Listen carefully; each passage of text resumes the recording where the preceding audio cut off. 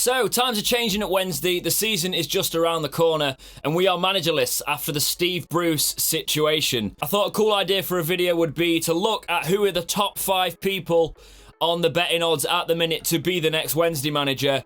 Have done a bit of research on their background, things like that, things that I already know. We'll go into them in a bit of depth and see how suitable they would be for Wednesday. First up is a name that's just cropped up. Obviously, these are all subject to change. The odds change every minute. By the time this video goes up, this might already be outdated, but currently at the time of recording, these are the 5 that we're going for. So Chris Coleman. Chris Coleman is a manager that I actually know of fairly well. I think a few of us do. He's had a very mixed career. He started well in his career back at Fulham in 2003. He was thought of quite well there. He was there till 2007. He had a good stint with Fulham. He was kind of thrown in at the deep end there, and he didn't do too badly in his first managerial position. The most notoriety for Chris and the big sort of victory came within when he became Wales manager. Obviously, that side, national success is always well applauded, and they were that team that got to the semi-finals of Euro 2016. And it was against expectations. That's what was so big about it. Chris Coleman was getting touted for big things there. All the Wales fans loved him. If you think about the teams he knocked out among the way there with Belgium to get to, obviously, the semi-final against Portugal, and Portugal were the eventual winners. That was a very, very good tournament, so it shows that he can manage in big games at least. It can't be overlooked, however, that his last 2 managerial appointments didn't go so well. If you just look at Sunderland, granted, that was never an amazing job to be walking into. Sunderland were on the downswing.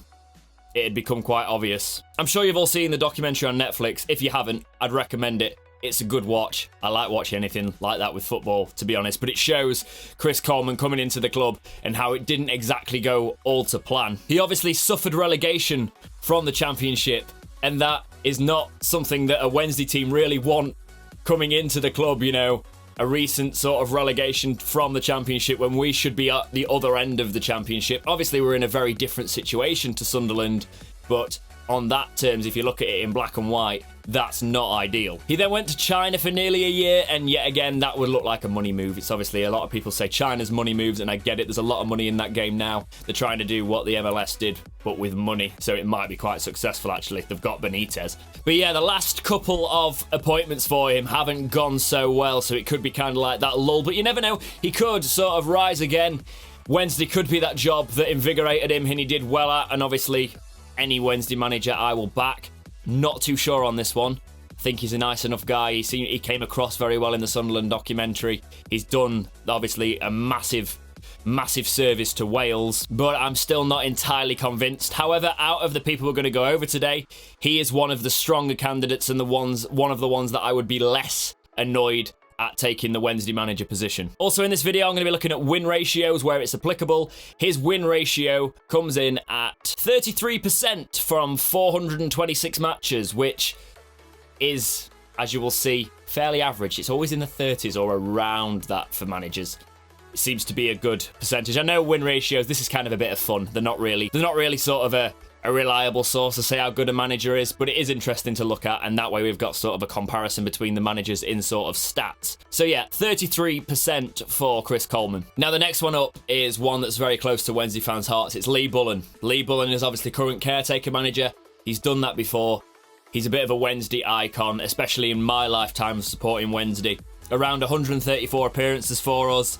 The iconic, he can play anywhere sort of thing. He's even played in net. He's played pretty much everywhere on the pitch. He obviously did the massive promotion in Cardiff. That was the first ever sort of big victory I saw us do as a Wednesday fan, because I was 10 when that was occurring, and it was the first time I travelled to an away match, and it was in Cardiff. That iconic picture of him with the beer can and the cup for the playoff win. He is loved by the fans. I have got a lot of time for him. Wednesday fans in general have got a lot of time for him, but I don't think it's the right time for him to become the Wednesday manager. I'm not saying he's not capable. I'm just saying it's such a hard job, and one that can become quite toxic quite quickly, because as fun and as loud and as interesting as our fan base is, we can turn on managers really quickly. We can turn on players really quickly. Look at Liam Palmer. Liam Palmer is a servant to the club, yet he divides the fan base. I've always been a supporter of him, but like, we have people in our fan base that will get on the backs of our players who are loyal to the club. God willing, if a manager's results aren't going against him, we will get on top of them. I do not want that to happen to someone who has got sort of legend status at the club like Lee Bullen. He's also now been our caretaker manager 3 times, and in those stints, he hasn't really convinced me that he's got what it takes at the minute to fully step it up. And that's not saying that I think he'd be a bad manager, that's just, I've not seen enough in those matches. It's been very sort of, well, it's been very hit and miss, you know. There's not really been consistency in those matches, and I guess it's really hard to get consistency as a caretaker manager anyway. I guess I just really don't want it to go wrong for him. In his short time as our caretaker manager, on the 3 separate stints, so I'm combining them all together, he's got a win percentage of around 38%, which is only from about 10 matches if you include his current stint as caretaker manager, which is pretty standard, but it is not enough to go at to say he's got what it takes to, you know, become the full-time manager, especially if that means losing a massive portion of the fan base's support. I don't think it's worth it. I think we need a better option at the minute to get the best out of this current squad of players. However, I would love to see him be in the position to take that managerial role up someday. And if he does get it this time, if he does stay on, obviously, I'll back him 100%, and it will be nice to have someone who is Wednesday through and through pretty much in that dugout. Next up is Gary Rowett. And no, why is this one up there? What has Gary Rowett done? Please tell me. Why would this be a good appointment? Unless I'm missing something. He had 1 decent season with Derby, and the rest of his managerial career has kind of been all over the place. Carlos has actually got a better record with us than Rowett had in Derby's decent year that year. We both finished 6th, not obviously that season, you know what I'm saying, but both managers have taken a club to 6th, but Rowett's Derby did not get past the semis. We actually got to the final of the playoffs when we were in that position. So we've actually had managers that have done better than Rowett with us. It would be kind of a down step, I think. His time with Birmingham was okay, you know, getting them to 7th and being a real challenging team that season to get to those playoffs. He was in and around it. He did decent, but yet again, I don't know if that's really the calibre we are looking for at the minute. I know beggars can't be choosers, but I'd like to think we're not beggars in this situation, and Wednesday's job still holds some merit in the position we're in to, you know, fire on this season. And it is kind of really relevant to talk about the way he left Derby in this situation. It was a bit more similar to the Steve Bruce situation with us, you know. He did jump ship from Derby to Stoke. He did request to speak to Stoke. I don't know the specifics of that, and I don't know how it all felt at the time. I wasn't really following it. I don't like to do things just because I've read something and I've looked into it a little bit. I actually want to talk to you fans, Derby fans, Stoke fans. What was the situation at the time? How did you feel about that? I don't know if it was similar to the Steve Bruce situation or it was a bit more of a respectful thing. But obviously, in our current situation at the minute, I don't think it's a good idea to have a manager with that kind of loyalty in question, that sort of thing, walking in to our club. I don't know if that would be the best time for it, especially because obviously he isn't coming in with a massive pedigree either. It's not going to be amazing. Saying all this though, he does have a decent win percentage of 41.5%. That's out of 337 matches, so obviously small amount of matches. Well, not small, but a fairly small amount of matches. Decent win ratio, so it's not all bad on that front. Next up, we've got Tony Pulis. Why, man? Why is this here? If you go off what the media said, the club have already spoken to him as well, so this could be a genuine possibility. I really don't want this to happen, but it could. And some fans might be wondering why I don't want this to happen. It's mainly because of the managerial merry-go-round. It's the managers the same vein. The football is not great. Your Allardyces, your Pulis. I think Steve Bruce used to get lumped into that category as well.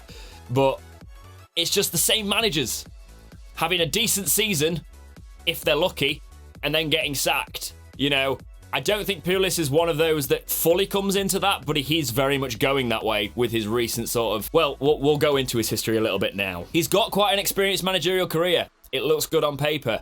He's got 10 clubs on his CV, and he has had some relative success. Towards the start of his career, he had a really good season with Gillingham. He kept Stoke up, obviously, in 2002-2003 season, which at the time was a massive achievement. He's even said how it's probably one of the highlights, if not the biggest highlight of his career. He also went back to Stoke and got them promoted out of the Championship, so he has shown that he can get out of the league, even though it was a little while ago now that. He did actually have a decent career with Stoke, in fairness, so Stoke fans, in the comments, what do you think on his situation? You know, what do you think on him as a manager, him his credentials maybe. Is he right for the Wednesday job? What do you think? I think this would be okay for me if we were still in that era a lot earlier this decade. You know, we're coming towards the end of the decade where Pulis had all that success now. Is it Pulis or Pulis? Pulis? I'm going to say Pulis. If it was earlier, like if this was 2011-12, I'd be a bit more excited about this appointment, especially considering the position we were in. But even like in the current position, 10 years ago, this would have been a great sort of appointment. There'd be a lot of optimism around it. Now, maybe not so much. He went on to have a decent season with Palace in the Prem, of course, finishing 11th before resigning by not being backed by the board, and that is something that's becoming more common, boards not backing managers.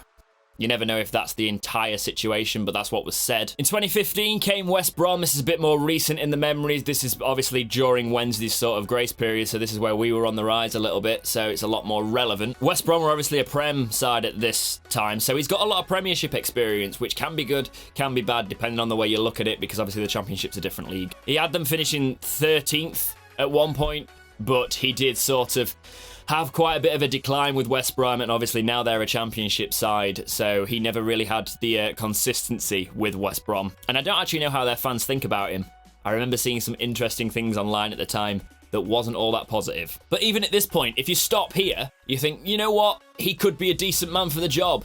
It looks good, you know, even the stuff I've said here, it's not that damning. That Steve Bruce came with a worse CV and we were happy for that. Just because he's been good in the Premiership, however, doesn't mean that always translates well to the Championship, especially in this era where the Championship's a lot more competitive. And that's where his most recent stint at Middlesbrough comes in, which is obviously his most recent club, which kind of shows that maybe the Championship's changed a little bit and he might not be the man for the job. Now, it wasn't an abject failure at Middlesbrough in terms of league position. However, with their resources, I would say it was bordering on that. Middlesbrough are one of the recently relegated teams from the Premiership. They had a lot of resources. They should have done better than they did under that manager. In the 17-18 season, he managed to get them to a 6th place finish yet again. We've done that before with Carlos. They lost in the playoffs to Villa though, so he didn't manage to do it in that big match. He didn't get them up. Villa beat them. And last season was even worse. He was quite consistent in the playoff spots up until a point, and then they just sort of fell off a cliff.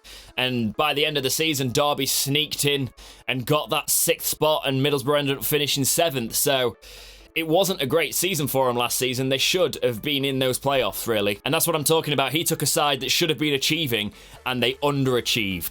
What managers like Carlos have done with us is they've taken a squad that shouldn't have really achieved what they did, and Sorry, there's a massive balloon that says 5 floating outside my window currently. That just threw me off completely. But yeah, Carlos overachieved with players that really shouldn't have originally. Obviously, first season Carlos here, Wednesday fans.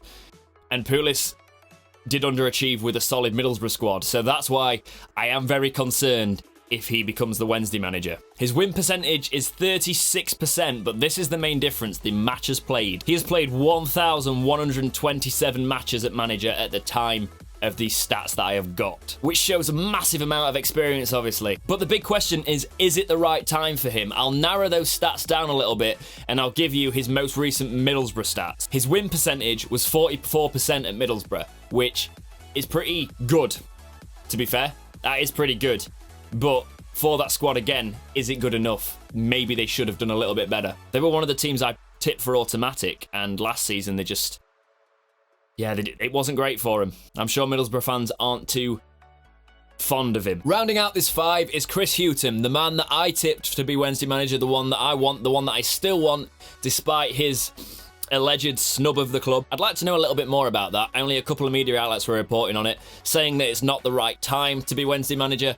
That could mean a few things. Is it the finances? Obviously, he's not said no. He's just said it's not really the right time for him. It's probably something financial. Maybe he doesn't want to walk in this close to a season. I don't know. I'd like to know a little bit more about that. But I think he would be the perfect man for it because he just seems like a decent guy, doesn't he? He seems like a guy that the players would follow, especially with this current set of players that we've got. You have to look at his career as well. Newcastle fans seem to absolutely love him. The Steve Bruce video I did, all the comments were saying, yeah, you should definitely go for Chris Hughton.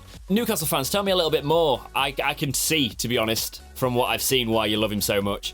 But your personal experiences, that's always nice to hear. What did you actually sort of remember from his stints with you? And there was obviously a lot of drama around him leaving. The reason they love him is probably because in the first season, where he was permanent manager after being interim manager, He saw them promoted out of the Championship.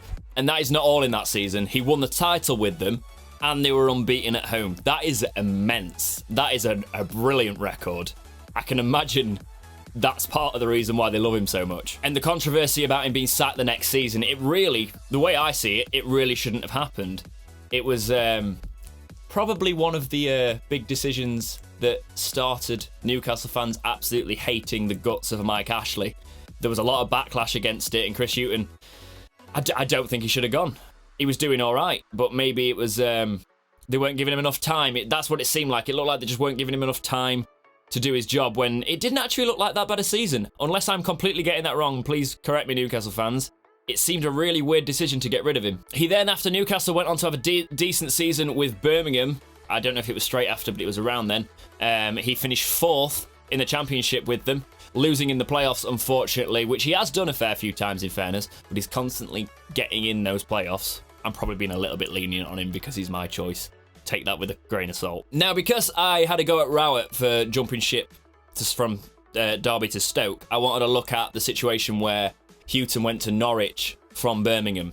He waited till the season was over, for one, and from what I can see, he was really respectful in the way he did it. I've read articles where he said it was a massively tough decision. He didn't do the whole, oh, my conscience is clear. That was a terrible impression. I can't do a Steve Bruce. But no, he didn't sort of force his way out of the club by the looks of it. He didn't have that disrespect that a certain cabbage man had with us recently.